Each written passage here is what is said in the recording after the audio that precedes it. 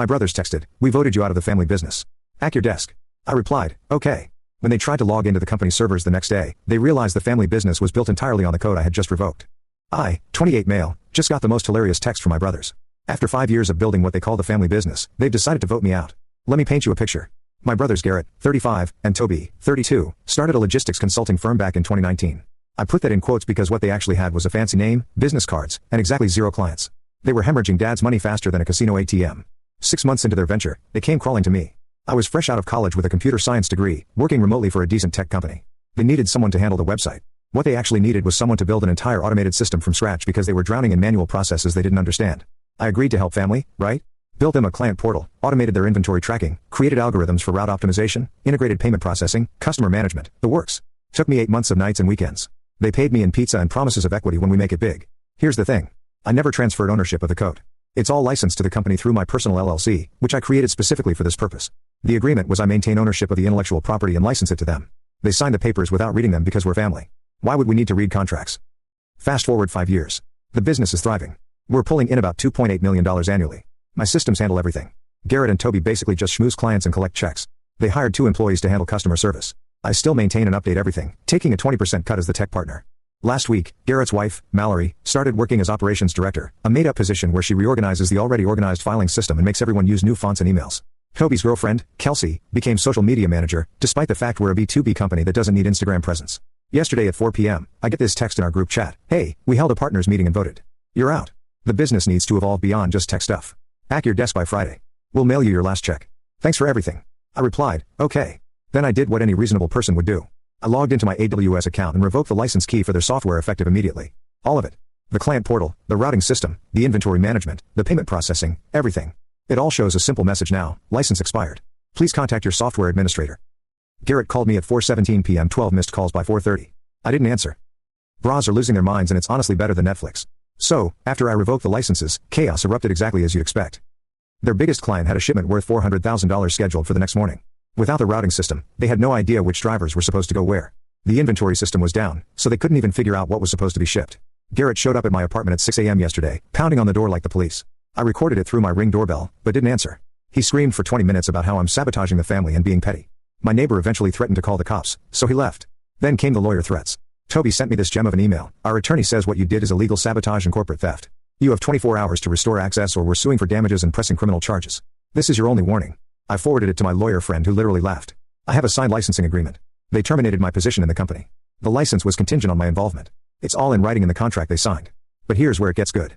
Mallory, Garrett's wife, tried to be sneaky. She reached out to my ex-girlfriend on Facebook trying to dig up dirt on me.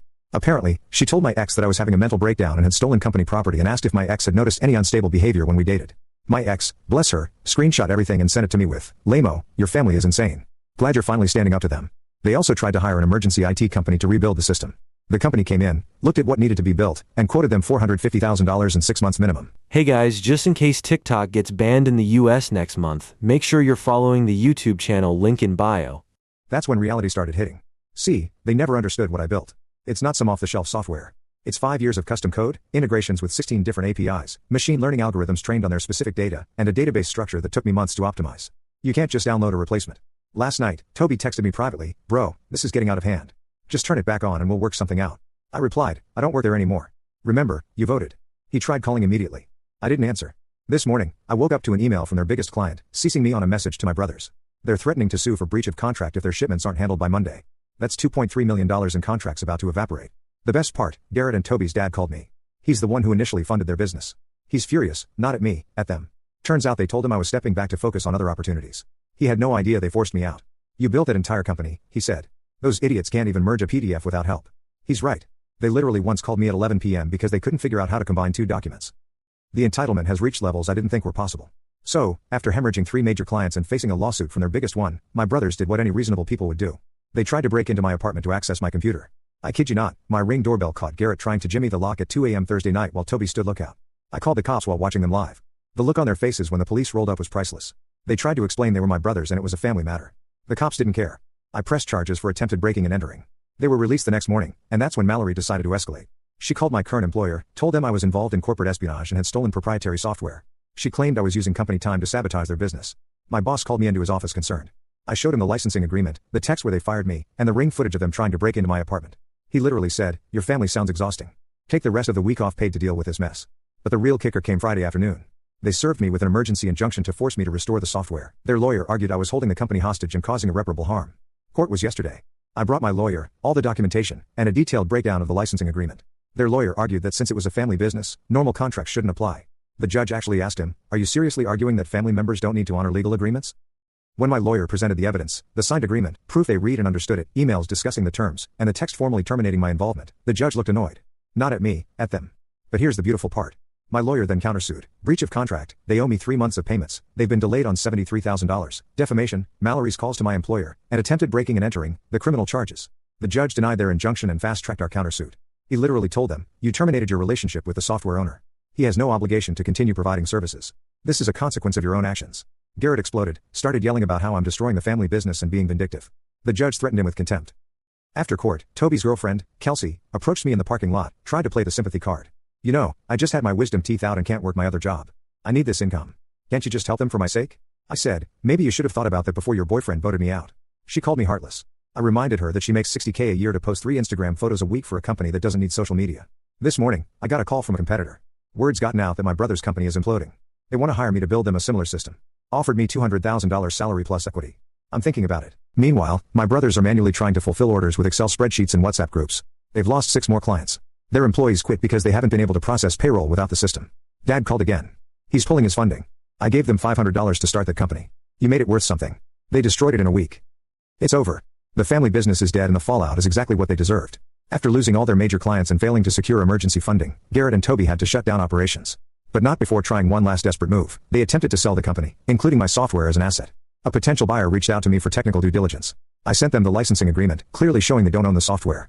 The buyer immediately withdrew their offer and actually thanked me for saving them from a potential lawsuit. When my brothers found out, Garrett sent me a text that just said, "You're no longer my brother." I replied, "According to your vote, I haven't been for a month." The civil suit concluded last week. The judge ruled in my favor on all counts. They owe me $73K in unpaid licensing fees, $25K in defamation damages. Mallory's calls to my employer were recorded and submitted as evidence, $15K in legal fees. Criminal charges for attempted B&E are still pending, but their lawyer says they'll likely get probation and fines. But here's the part that made everything worth it. During the final hearing, their lawyer tried one last Hail Mary. He argued that I had built the software in bad faith, knowing they depend on it. The judge asked him, "Are you arguing that providing good service for 5 years constitutes bad faith?" Even their own lawyer looked embarrassed. Mallory and Kelsey both tried reaching out to my mom, crying about how they're struggling financially now.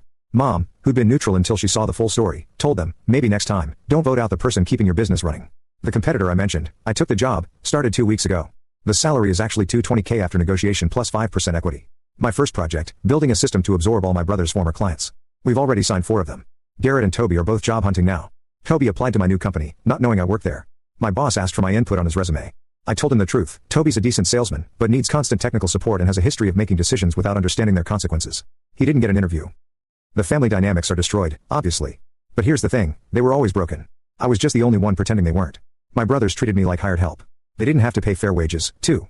They genuinely thought I was replaceable, that what I did was just computer stuff anyone could figure out. Dad's been the surprising silver lining. He apologized for enabling them for so long. Said watching them destroy in 3 weeks what took me 5 years to build was a wake-up call. He's asked me to help him understand what I actually do. We've had dinner twice, just us talking about technology and business.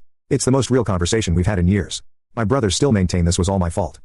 Last I heard through the family grapevine, they're telling people I hacked their company and stole their code. They refused to acknowledge they voted me out. Garrett even told our cousin I quit without notice to sabotage them. The cousin asked me about it. I sent him the screenshot of the group chat where they voted me out. He hasn't spoken to Garrett since. For those asking if I feel guilty, no. They had 5 years to learn what I was building, to value my contribution, to treat me as an equal partner. Instead, they treated me like the computer guy they could discard once the hard work was done. They made their choice. They faced the consequences. The licensing agreement expires officially in 2 months. They've already stopped paying for it since the company is dissolved. So, it'll just quietly lapse. All that custom code, all those algorithms, all that work, it'll just be mine again, free and clear. I'm thinking about open sourcing parts of it. Let other small businesses benefit from what I built. Turn something my brother saw as just tech stuff into something that helps other entrepreneurs who actually value technical innovation. Moral of the story, always keep ownership of your intellectual property and never, ever underestimate the tech guy. We might just be the ones keeping your entire operation afloat. Edit, yes, I have a new job now. No, I haven't heard from my brothers since the lawsuit concluded. And yes, I sleep perfectly fine at night.